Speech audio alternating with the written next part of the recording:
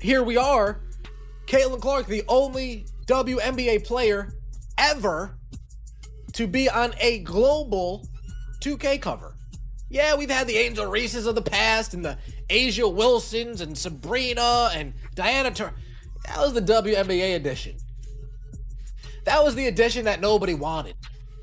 But Caitlin Clark's on the deluxe edition. That means if you want the deluxe edition and all of the perks that come with it, you're getting a game with Caitlin Clark on the cover. Clark is your NBA 2K27 deluxe edition cover athlete. I can tell you right now, people will be buying this just to set it up somewhere. Not even play it, but just put it on display. Probably me to put it right back here. I'll put this up in the backdrop. That's freaking cool. On July 22nd, 2K Sports finally dropped the covers for NBA 2K27, and within minutes, the internet basically split in half. Victor Wembanyama got the standard edition. Derrick Rose, the former MVP, got the limited time Ultra edition. And then there was the deluxe edition, the one that actually made headlines everywhere, and it wasn't Aya Wilson standing. It wasn't Angel Reese, it wasn't Sabrina Ionescu, the sharpshooter who's been building her own brand for years. It was Caitlin Clark, the Indiana Fever guard, becoming the first WNBA player in the history of the franchise to get her own solo global premium cover, standing shoulder to shoulder with a generational big man and a former league MVP like she belonged there the whole time. On the latest edition of NBA 2K, and we're talking about 2K27. And I know there's going to be a lot of hating going on today. But guess what? We don't care because we the biggest. We the biggest to ever step foot into women's basketball. And that's just a fact. And I know a lot of y'all going to be mad. I already know what some of y'all going to say. And I just told you, we had to be delayed. And you know how that goes because, once again, all we got to give... For context, this isn't some small regional promo deal that NBA 2K covers have gone to LeBron James, Kobe Bryant, Michael Jordan, and Kevin Durant over the years. It's one of the most visible pieces of real estate in all of sports. Gaming, plastered on storefronts, billboards, and every gaming outlet's homepage the moment it drops. And for the first time ever, a woman is standing on that cover alone, not as a bonus mode character, not tucked into a WNBA-only spin-off, but front and center on the deluxe edition next to two of basketball's current names. It's worth remembering that video. Game cover athletes have historically doubled as a kind of unofficial power ranking for who's actually running basketball culture at any given moment, and that's exactly why this feels so loaded right now. The God Caitlin Clark is on the cover of NBA 2K27, ladies and gentlemen. And all the haters like, oh, there's other players that could have been there. Asia Wilson should have been there. Shut the fuck up. They had their chance to put Asia or somebody else last season, and they wasted it on the bricklaying slob. Shut the fuck up. Clark, right where she belongs, the face of the league, the most electrifying. Now NBA 2K, y'all about to sell record copies because the bricklayer wasn't about to bring y'all what y'all needed in the attention, but now you got the most electrifying, the biggest star ever in women's basketball on the cover of NBA 2K. Now, if you've been anywhere near WNBA, Twitter, or TikTok this week, you already know the reaction wasn't universal celebration. A lot of fans and outlets called it fitting, honestly overdue given the attention she's dragged into this league all year. But underneath that, there's a quieter, uglier current running through locker rooms and group chats. And it's the same question that's been simmering for 2 years now. Why her? Why does the player who's only played 3 seasons keep getting the biggest stage while players with rings and MVP trophies get left holding a mic and a hashtag? You're just going to have to call me a hater at this point. Caitlin is going to be on the new 2K27 video game. And I think at this point, the powers that be, the people who invested in Caitlin being the best, they want their goddamn money. They said, I don't care if she don't play defense. I don't care if she's the floppingest flopper of the century. I don't care. Run me my money. It's almost like the WNBA went on Shark Tank and all of the investors were like, long as it's Caitlyn, we'll give you this money. And then they realize, ooh, doesn't look like it's going to be Caitlyn. Make it her. You're going to have to make it her. Because let's be honest about what Aya Wilson has actually done. Multiple MVPs, multiple championships with loss. Vegas. She said it herself more than once in interviews and post-game pressers that she's the face of this league. And on paper, you could build a pretty solid argument for that. Rings usually mean something. Trophies usually mean something. So, when a video game cover of all things goes to someone who hasn't won a title yet, you can understand why that stings a little if you're sitting in Wilson's shoes, watching it happen on your title timeline. She spent years putting up historic numbers, carrying Las Vegas to back-to-back championships, and doing all the media rounds that come with being a two-time finals MVP. From her perspective, that's supposed to be the resume. That gets you the biggest cover in basketball gaming. Caitlin Clark's NBA 2K27 cover represents a much bigger milestone than it might initially seem. On Wednesday, it was announced that Clark is on the cover of the NBA 2K27's Deluxe Edition. First glance, this might just seem like another WNBA player landing on the cover of an NBA 2K game, which is something that Candace Parker, Sue Bird, Diana Taurasi, Angel Reese, Sabrina Ionescu, and Asia Wilson have all done in the past. But Clark's cover this year is actually different. All those previous players appeared on the game's WNBA Edition cover, which is a separate version of NBA 2K entirely and focuses specifically on the WNBA. But Clark is on the Deluxe Edition, which is one of the three main flagship copies of the game that's sold globally alongside the Standard and the Ultra Edition. In other words, this is the first time a WNBA player has been one of the three main flagship NBA 2K covers, and that's a significant distinction. It shows that NBA 2K isn't just marketing Clark to WNBA fans, it shows that they're making her a face of the entire 2K franchise, both NBA and WNBA. That's what makes it such a big win, not just for Caitlin Clark, but for the visibility of women's basketball as a whole. But here's where the conversation needs to actually get honest instead of comfortable, because being the best player and being the face of a league have never been the same job, and anyone in sports marketing will tell you that in about 10 seconds flat. NBA 2K covers don't go to whoever has the most hardware sitting in their trophy case.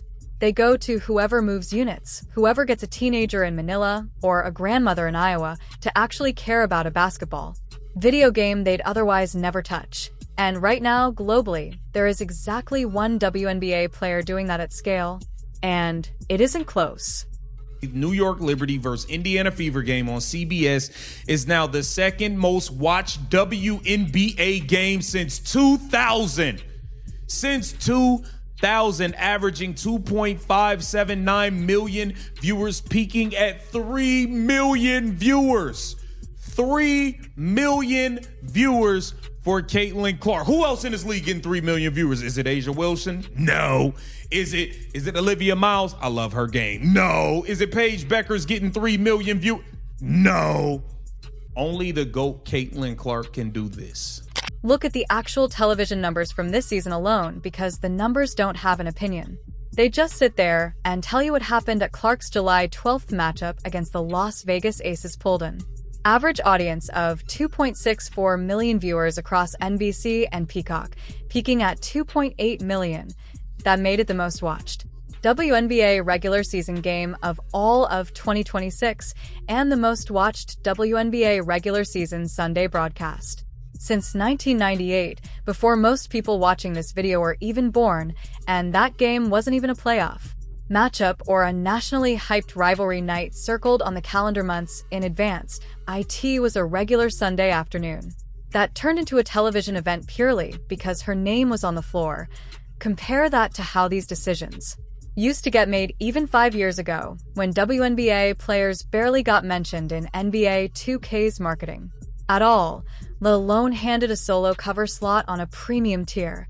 The fact that this is even a controversy, rather than a complete non-event, shows how far the league's visibility has come in a short window, even if the credit for that jump is getting distributed unevenly among the players themselves.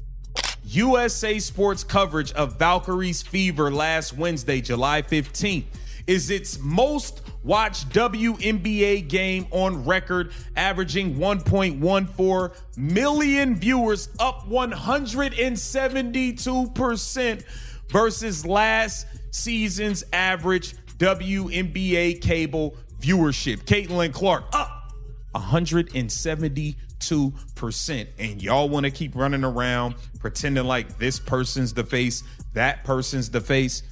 How ironic is it? Like the highest 4 or 5 viewed games all season is all involving Caitlin Clark. And it wasn't a one-off. When Clark came back from a 2-week absence, that return game alone set a completely separate record, pulling 1.04 million viewers across USA Network and CNBC, the largest late-night regular season audience in the history of the league.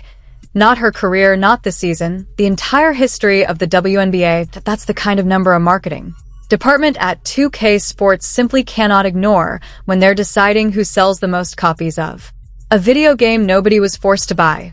Advertisers don't chase trophies, they chase eyeballs, and right now, Clark is delivering eyeballs at a rate this league has genuinely never seen before, not even during its biggest previous Stars primes. Caitlin Clark just had 45 points, 10 assists, and 4 steals. The first WNBA player in history to have a 40-point, 10-assist game. The game was so good that she also got into some NBA lore. This is every NBA and WNBA player to have a 45-point, 10 assists, and 85 true shooting game. Dame did it 3 times. That's insane. Jokic, Trae Young, Harden, Steph, and now Caitlin Clark. And she backed all of that noise up on the actual court too, which matters, because a cover athlete who's only good for ratings and not good for basketball tends to age badly fast. Clark dropped a franchise record 45 points in a single game this season, adding 10 assists on top of it. The first 40-point, 10-assist stat line in the history of the WNBA. 40 and 10. Nobody, not Wilson, not Reese, not anybody wearing a jersey in this league right now has ever put up a stat line like that in a single game. Ever. That's not hype. That's a box score sitting permanently in the record books next to her name that nobody can spin away no matter how they feel about her marketing push.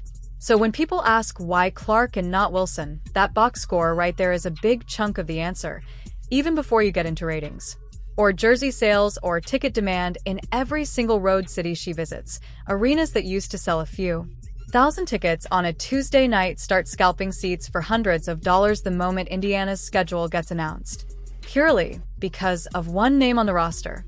Pretty much speaks for itself. She is the most recognizable face in the WNBA. And before people start saying this and that and the third, look, man, we can talk all the shit we want to, but the proof is in the pudding. If you look at all of the most televised and most watched games this year in the W right about now, and the ratings are going up and up and up and up, all of them involve Caitlin Clark. She is the common denominator in each and every last one of these games. Now, granted, each of those teams that we list right about now, the Atlanta Dream, the Dallas Wings, the Las Vegas Aces, New York Liberty, they all have superstars in their own right, and they're able to get ratings in their own right. But as far as peak raters, guess what? They all involve Caitlin Clark at this point. So let's just give credit what credit is due. We didn't have no damn problem when Angel Reese was the cover athlete last year. Let's not get our panties in a bunch this year, now that it's somebody else's turn. But I have zero problem with these, man. I think the NBA 2K crew got it right.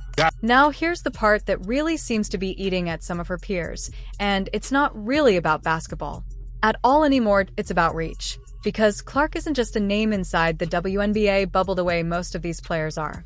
She's recognized in NBA locker rooms. She's recognized by NBA players who don't even follow women's basketball closely, and that's not speculation.